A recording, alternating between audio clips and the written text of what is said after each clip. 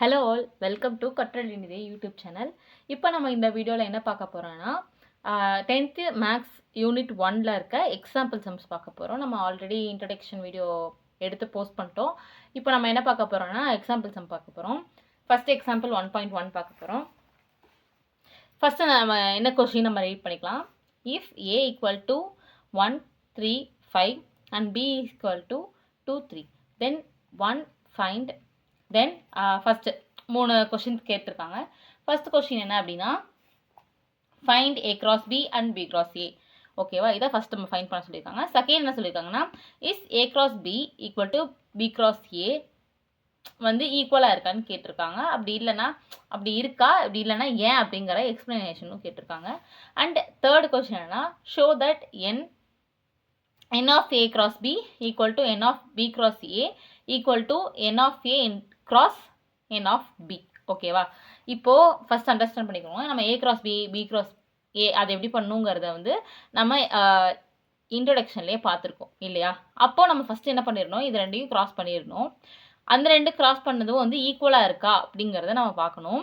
அப்புறம் தேர்ட் கொஸ்டினில் வந்துட்டு n அப்படின்னா நம்பர் ஆஃப்னு வச்சுக்கோங்க.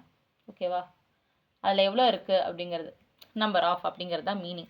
So number of A cross பியும் number of B cross A இதெல்லாம் ஈக்குவலாக இருக்கா அப்படிங்கிறத 3வது கொஸ்டினில் கேட்டிருக்காங்க. ஓகேவா, நம்ம ஃபஸ்ட் போயிடலாம்.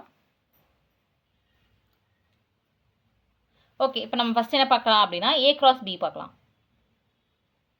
ஃபஸ்ட்டு இப்போது நம்ம ஏ கிராஸ் பி பார்க்கலாம். ஏ கிராஸ் பினா எப்படி, இந்த வந்து ஏ இங்கே 1 இருக்கா, இந்த 1ஓட இந்த 2 கிராஸ் பண்ணணும், இந்த 1ஓட 3 கிராஸ் பண்ணணும். அதே மாதிரி ஈச் நம்பர் இது ஒன்னொன்னையும் நம்ம என்ன பண்ணோம், கிராஸ் பண்ணிக்கணும். ஓகேவா, இப்போ நம்ம எழுதிக்கலாமா. அதாவது 1, 2 1, 3. ஓகேவா, அதே மாதிரி 3, 2 3, 3 5, 2 5, 3. அவ்வளோதான், முடிஞ்சுது.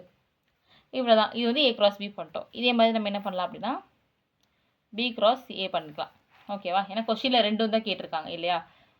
ஈக்குவல் டு இப்போ என்ன பண்ணணும், இந்த பி கரெக்டாக வச்சுக்கணும். இப்போ வந்து ஏ கிராஸ் பினா ஏவை தான் ஃபஸ்ட்டாக எழுதணும். ஓகேவா, இப்போ நம்ம பி கிராஸ் ஏன்னு சொல்லும்போது பியை தான் ஃபஸ்ட்டாக எழுதணும். இப்போ பியில் ஃபஸ்ட் என்னது 2. இப்போ 2 கூட நான் ஃபஸ்ட்டு இங்கே 1 இன்ட்டு பண்ணுறேன். அதே மாதிரி 2 கூட இப்போ நான் 3 2, 3 அண்ட் 2, 5 இல்லையா.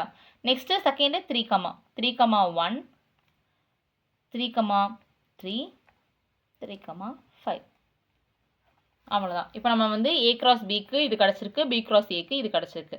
ஓகேவா, இதான் ஃபஸ்ட்டு கொஸ்டினோட ஆன்சர். இப்போ என்ன செகண்ட் கொஸ்டின் என்ன கேட்டிருக்காங்கன்னா A cross B and B cross A வந்து ஈக்குவலாக இருக்கான்னு கேட்டிருக்காங்க. இப்போ நீங்களே பார்க்கலாம். இந்த இதில் ஃபஸ்ட் நான் இது எடுத்துக்கிறேன், இதெல்லாம் ஃபஸ்ட்டு இதை எடுத்துக்கிறேன். இப்போது 1, 2வும் 2, 1ம் ஈக்குவலாக இருக்கா, நாட் ஈக்குவலாக இருக்கா.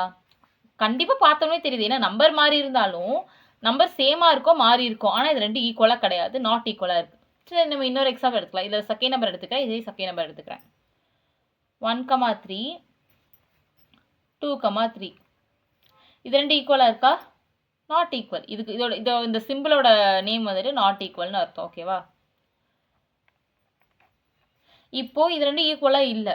ஸோ நம்ம வந்து அவங்க கேட்டாங்க ஈக்குவலான்னு ஃபஸ்ட்டு கேட்டாங்க, நம்ம ஈக்குவல் இல்லைன்னு சொல்லிட்டோம். ஏன்னா நம்ம இதுக்கு ப்ரூஃபும் நம்ம காட்டிட்டோம். இதுதான் நம்ம எழுதணும்.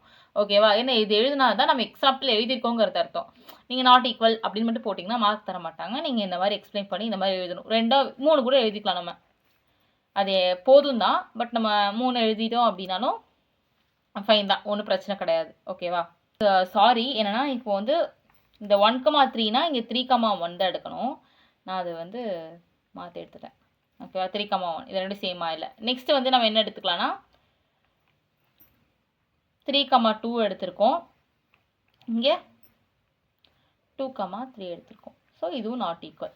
ஓகேவா, சாரி, நீங்கள் அது இது பண்ணிக்காதீங்க, அதை மனப்பு பண்ணிக்காதீங்க. ஏன்னா இது நம்ம இப்படி எழுதியிருக்கோம், இது வெர்டிக்கல் ஹரிசாண்டலாக இருக்குல்ல. ஸோ அதனால் நீங்கள் இது பார்த்தீங்கன்னா நாட் ஈக்குவலாக தான் வரும். ஓகேவா, இப்போ நம்ம தேர்ட் கொஸ்டின் பார்க்கலாம். இப்போ என்ன கேட்டிருக்காங்க, ஃபஸ்ட்டு இதை மட்டும் எடுத்துக்கலாம். ஓகேவா, இப்போ n of A into B அப்படின்னு எடுத்துக்கலாம். Number of A into B என்ன, ஏவும் பியும் நம்ம இன்ட்டு பண்ணும்போது நம்மளுக்கு எவ்வளோ கிடச்சிது நீங்கள் பார்த்தீங்கன்னா உங்களுக்கு தெரியும். நம்மளுக்கு மொத்தம் ஏவையும் பியும் இன்ட்டு பண்ணும்போது நம்மளுக்கு 6 கிடச்சிது. இங்கே பாருங்கள் 1 2 3 4 5 6 கிடச்சிது. அதே மாதிரி பி இன்ட்டு ஏவை நம்ம இன்ட்டு பண்ணும்போதும் நம்மளுக்கு கிராஸ் பண்ணும்போது என்ன கிடச்சிதுன்னா அதே மாதிரி 1 2 3 4 5 6 தான் கிடச்சிது. ஸோ நம்ம அதை என்ன பண்ணிக்கலாம்னா அதை அப்படியே எழுதிக்கலாம். Number of A cross B வந்து 6. இப்போது number of B cross A வந்து ஈக்குவல் டு 6. இது ரெண்டும் 6. இப்போ number of A and number of B.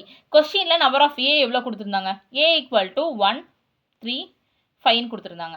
And number of B என்ன கொடுத்துருந்தாங்கன்னா 2 3 கொடுத்துருந்தாங்க. அப்போ நம்பர் ஆஃப் ஏ என்ன 3, நம்பர் ஆஃப் பி என்ன 2. இது ரெண்டும் இன்ட்டு பண்ணணும்னு சொல்லியிருக்காங்களா? இது ரெண்டும் இன்ட்டு பண்ணால் உங்களுக்கு என்ன கிடைக்குது? 3 2s are 6. ஓகேவா? அப்போது number of A into number of B is equal to 6. So அவங்க சொன்ன மாதிரி இதுவும் 6 இதுவும் 6 இதுவும் 6. ஸோ இது மூணுமே என்னவா இருக்குன்னா ஈக்குவலாக இருக்குது. ஓகேவா? இது வந்து ஈக்குவல். ஓகேவா? இது ஈக்குவல். இது இப்போ மூணும் என்னவா இருக்குது? ஈக்குவலாக இருக்குது அப்படின்னு சொல்லிட்டு நம்ம முடிச்சுக்கலாம். ஓகேவா? நீங்கள் லாஸ்ட்டாக எப்படி எழுதணும்னா கொஸ்டினாக எழுதிட்டு போட்டு இந்த கொஸ்டினை அப்படியே எழுதி வச்சுருங்க.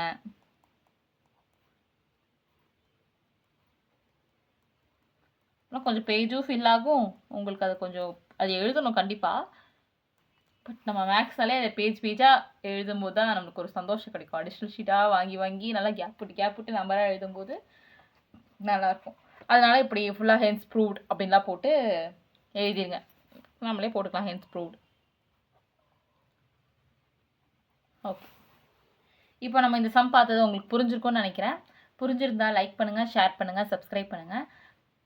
மறக்காமல் கமெண்ட்டில் வந்து உங்களுக்கு இது புரிஞ்சுதா இல்லையாங்கிறத சொல்லுங்கள். ஏன்னா நீங்கள் சொன்னீங்கன்னா கொஞ்சம் எனக்கு யூஸ்ஃபுல்லாக இருக்கும்.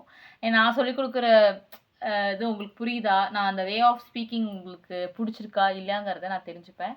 கண்டிப்பாக நீங்கள் ஷேர் பண்ணுங்கள், எதுனாலும் ஷேர் பண்ணுங்கள். பாசிட்டிவ்னு இல்லை, நெகட்டிவ்னா கூட ஷேர் பண்ணுங்கள். ஏன்னா அப்போ தான் நானும் திருத்திக்க முடியும். ஸோ எதாக இருந்தாலும் சொல்லுங்கள். தேங்க்யூ ஃபார் வாட்சிங்.